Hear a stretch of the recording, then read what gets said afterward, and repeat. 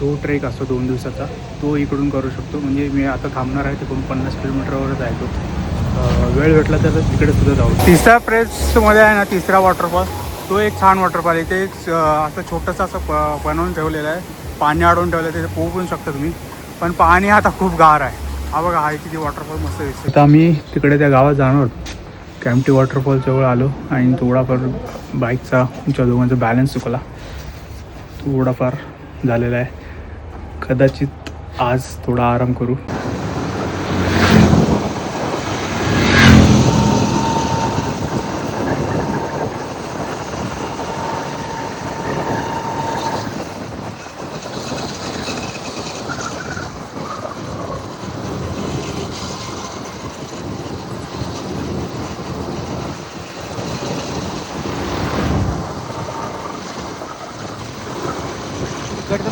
हां,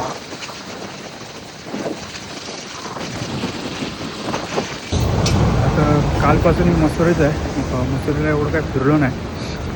कदाचित अजून एक दिवस थांबायचं आहे मसुरीला. त्याच्यानंतर पुढे 2-3 ठिकाणी अजून आहेत, तिकडे जाऊया आपण. ते थोडी थंडी आहे आत्ता पण. ऊन असूनसुद्धा आता दुपारचे 12:30-1 वाजले, तरी पण हवेमध्ये इतकं थंड हवा वाटतं की थोडी स्वेटर वेटर घालून चालायला लागतं आपल्याला. रात्री तर जवळजवळ 5 का 3वर टेम्परेचर गेलं होतं आणि अजून डिसेंबर पूर्ण थंडी चालू झाली नाही. आता एक तारीख 5 तारीखच असेल डिसेंबरची. पुढे पुढे बघू. अजून आता जे गाव चाललं तिथं अजून थंडी आहे. समोरच स्नो पीक असे दिसत आहेत आणि तिकडून एक 50 किलोमीटर नंदादेवी पीक आहे. नंदादेवी हा एक ट्रेक आहे. नंदादेवी कुठला तरी मीच कन्फर्म करून सांगतो तुम्हाला. भाऊ, आपण वेळ भेटला तर तिकडे सुद्धा जातो. 2 दिवसाचा ट्रेक आहे. वेळ भेटला, पॉसिबल झाला तर तिकडे सुद्धा मी दादाबरोबर कन्फर्म केलं. नागतिबट म्हणून टेम्पल आहे, तो ट्रेक आहे तिकडे. नंदादेवी नाही, नागतिबा म्हणून टेम्पल आहे. तो ट्रेक असतो 2 दिवसाचा, तो इकडून करू शकतो. म्हणजे मी आता थांबणार आहे तिकडून 50 किलोमीटरवरच आहे तो. वेळ भेटला तर तिकडे सुद्धा जाऊ. 2 दिवसाचा ट्रेक तो करू आपण, बघूया, प्रयत्न करू आपण. कॅम्प्टी वॉटरफॉलला एकूण असे एका खाली 5 असे वॉटरफॉल आहेत, छोटे छोटे छोटे. खाली जो मेन हायवेचे आहे, हायवे लागतो तिथून थोडंसं वर चालत यावे तिकडे आहेत. त्या पायऱ्यावरून चालत चालत हळू आपण एक्सप्लोअर करू शकतो ते पाची वॉटरफॉल्स. पाणी खूप थंड आहे पण इथे सध्या मी आलो आहे गावात आहे. बघू, आपण 2-4 वर जाण्याचा प्रयत्न करूया.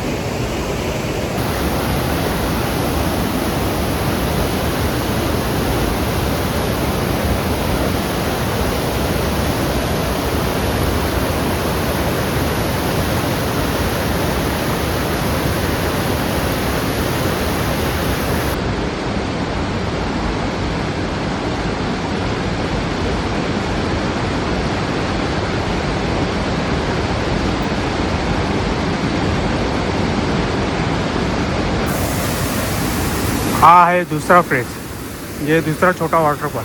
पहिला इथे खाली होता, हा दुसरा, इथे तिसरा, असे एकूण 4 ते 5 आहेत वरवर. आपण हळूहळू वरवर जाऊ.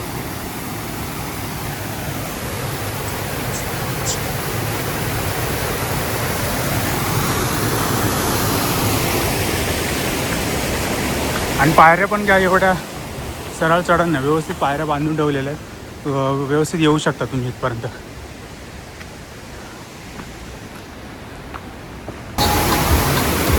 तिसऱ्या प्लेसमध्ये आहे ना, तिसरा वॉटरफॉल, तो एक छान वॉटरफॉल आहे. ते एक असं छोटंसं असं बनवून ठेवलेलं आहे, पाणी अडवून ठेवलं आहे, तिथे पोहू पण शकता तुम्ही. पण पाणी आता खूप गार आहे. हा बघा, हा किती वॉटरफॉल मस्त दिसतं इथे. इथून अजून वरसुद्धा आहे 2-3. बघू आता आपण हळूहळू तिथे पुढे पण जाऊ आपण. आणि मेन म्हणजे इथे खूप सारे पक्षी दिसतात आपल्या छोट्याच्या. तिकडे सुद्धा एक कोकिळा किंवा असे इथले जे पक्षी आहेत ते दिसतात इकडे. अजूनसुद्धा मी खूप सारे पक्षी बघितले इथे वर येताना.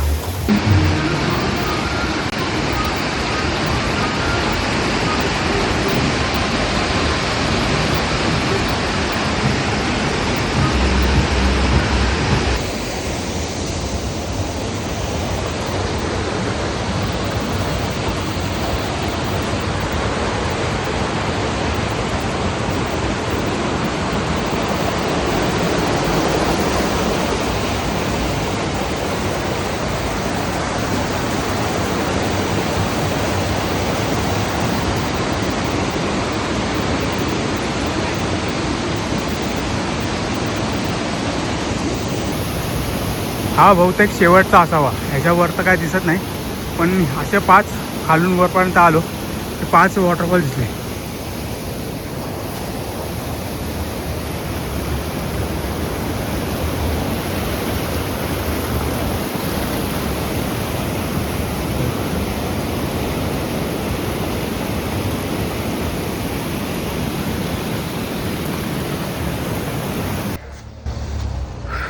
आज थोडा आज आता आम्ही तिकडे त्या गावात जाणार होतो. कॅम्प्टी वॉटरफॉलजवळ आलो आणि थोडाफार बाईकचा आमच्या दोघांचा बॅलन्स चुकला, थोडाफार झालेला आहे.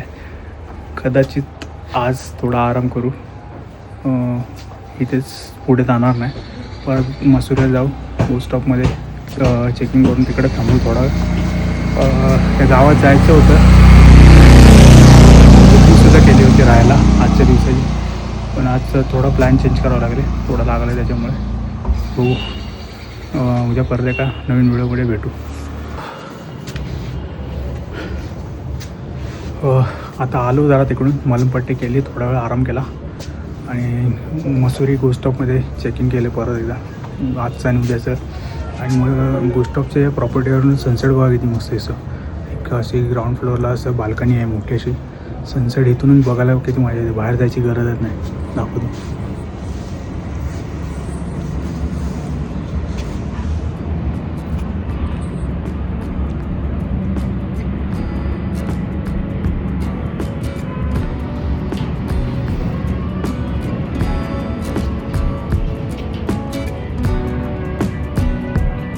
विंटर लाईन पूर्ण दिसते, एक मस्त एक अशी.